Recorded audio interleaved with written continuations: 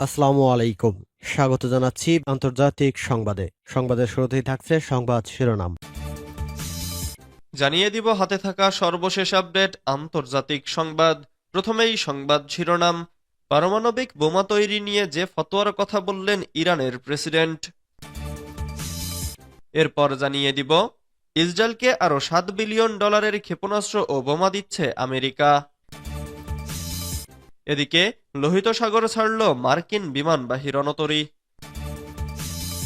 এরপর জানিয়ে দিব ফুটবলের মতো দেখতে কামিকাজে ড্রোন বানালো যুক্তরাষ্ট্র।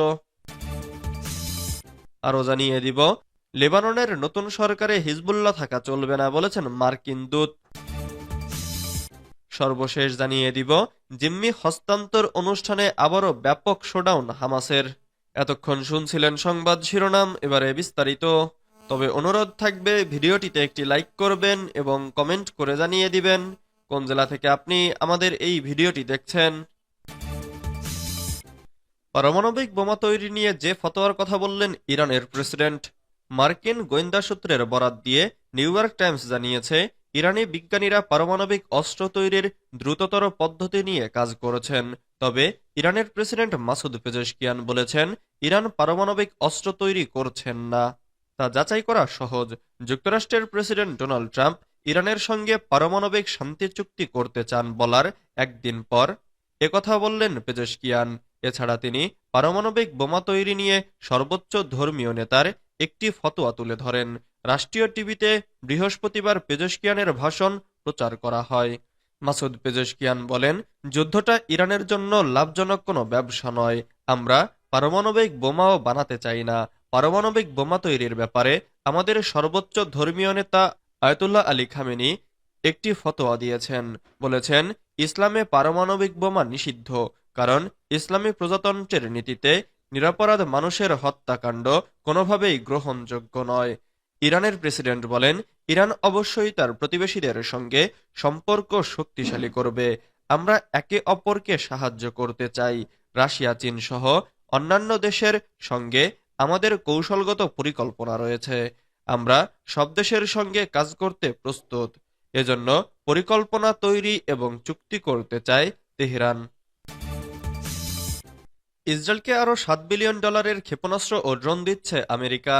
ইসরায়েলের কাছে আরও $7.5 বিলিয়ন বোমা ও ক্ষেপণাস্ত্র বিক্রির ঘোষণা দিয়েছে মার্কিন যুক্তরাষ্ট্র, যা এরই মধ্যে অনুমোদন দিয়েছে মার্কিন কর্তৃপক্ষ।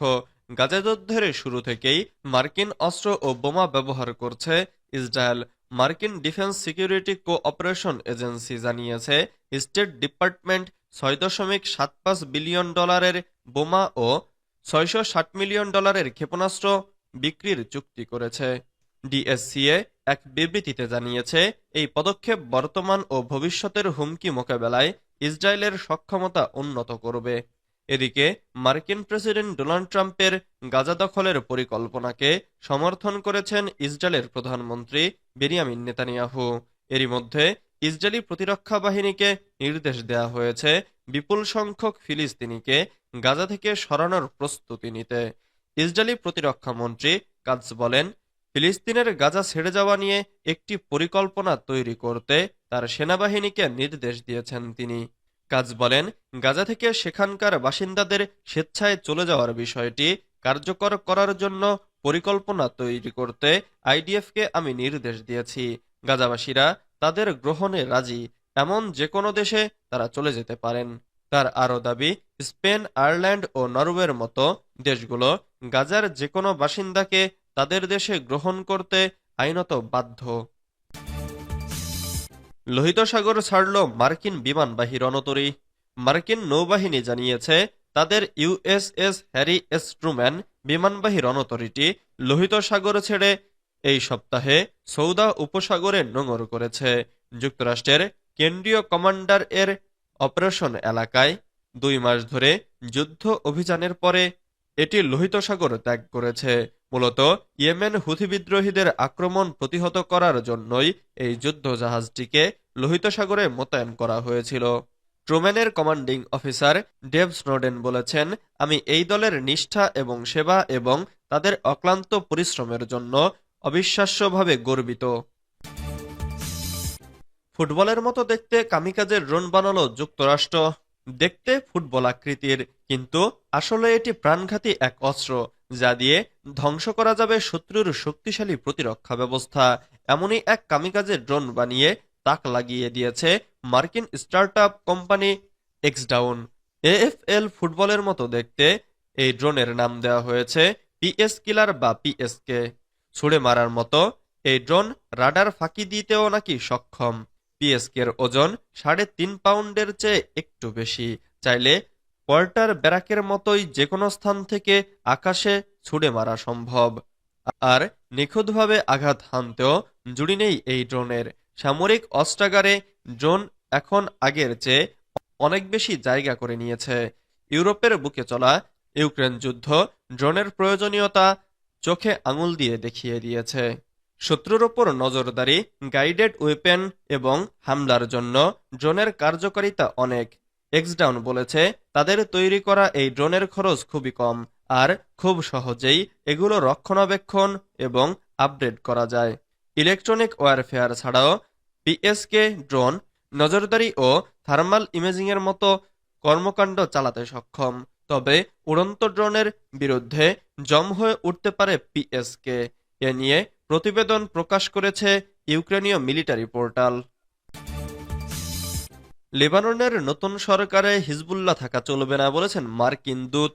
মার্কিন উপ-মধ্যপ্রাচ্য বিশেষ দূত মর্গান ওর্তাগাস শুক্রবার বলেছেন, লেবাননের নতুন সরকারে হিজবুল্লাহর উপস্থিতি যুক্তরাষ্ট্রের জন্য একটি লাল রেখা। তিনি দাবি করেছেন, লেবাননের আগামী সরকারে হিজবুল্লাহ প্রতিনিধিত্ব করতে পারবে না। বৈরুতে লেবাননের প্রেসিডেন্ট জোসেফ আউনের সঙ্গে সাক্ষাতের পর ওর্তাগাস বলেন, আমরা স্পষ্ট করে দিয়েছি, হিজবুল্লাহ লেবাননের জনগণকে সন্ত্রাসের মাধ্যমে নিয়ন্ত্রণ করতে পারবে না এবং এর মাধ্যমে সরকারে তাদের অংশগ্রহণও অন্তর্ভুক্ত। তিনি আরো বলেন, ইসরায়েল হিজবুল্লাহকে পরাজিত করেছে এবং আমাদের মিত্র ইসরায়েলের প্রতি আমরা কৃতজ্ঞ।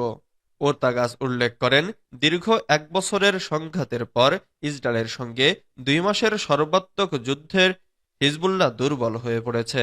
ট্রাম্প প্রশাসনের নিয়োগ পাওয়া ওর্তাগাসের এটি প্রথম সরকারি বিদেশ সফর। লেবাননের নতুন সরকার গঠনের প্রচেষ্টা থমকে আছে। জানুয়ারিতে নতুন প্রেসিডেন্ট ও প্রধানমন্ত্রী মনোনীত হলেও এখনো সরকার গঠন সম্ভব হয়নি। জিম্মি হস্তান্তর অনুষ্ঠানে আবারও ব্যাকআপ শোডাউন হামাসের।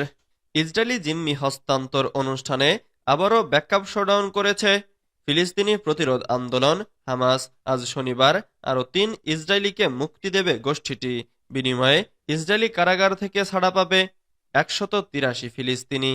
ইসরায়েলি জিম্মিদের গ্রহণ করতে এরই মধ্যে আন্তর্জাতিক রেড ক্রস কমিটির একটি গাড়িবহর গাজার মধ্যাঞ্চলের দেইর আল বালাহতে বন্দি বিনিময়ের নির্ধারিত স্থানে পৌঁছেছে। ওই জায়গায় বহু ভারী অস্ত্রসজ্জিত ফিলিস্তিনি যোদ্ধা এবং নিয়ন্ত্রিত সংখ্যক বেসামরিক দর্শনার্থীও উপস্থিত রয়েছে। এছাড়া গত 4 বারের মতো এবারও মঞ্চ প্রস্তুত করেছে হামাস। মঞ্চে একটি মুষ্টিবদ্ধ হাতের চিহ্ন রয়েছে, যেখানে ফিলিস্তিনি পতাকা আঁকা এবং নিচে হিব্রু ভাষায় লেখা রয়েছে সম্পূর্ণ বিজয়। এই লেখাটি ইসরায়েলের প্রধানমন্ত্রী বেনিয়ামিন নেতানিয়াহুর ছবির ওপরে রয়েছে। নেতানিয়াহু দাবি করেছিলেন, ইসরায়েল সম্পূর্ণ বিজয় অর্জন না করা পর্যন্ত যুদ্ধ শেষ করবে না।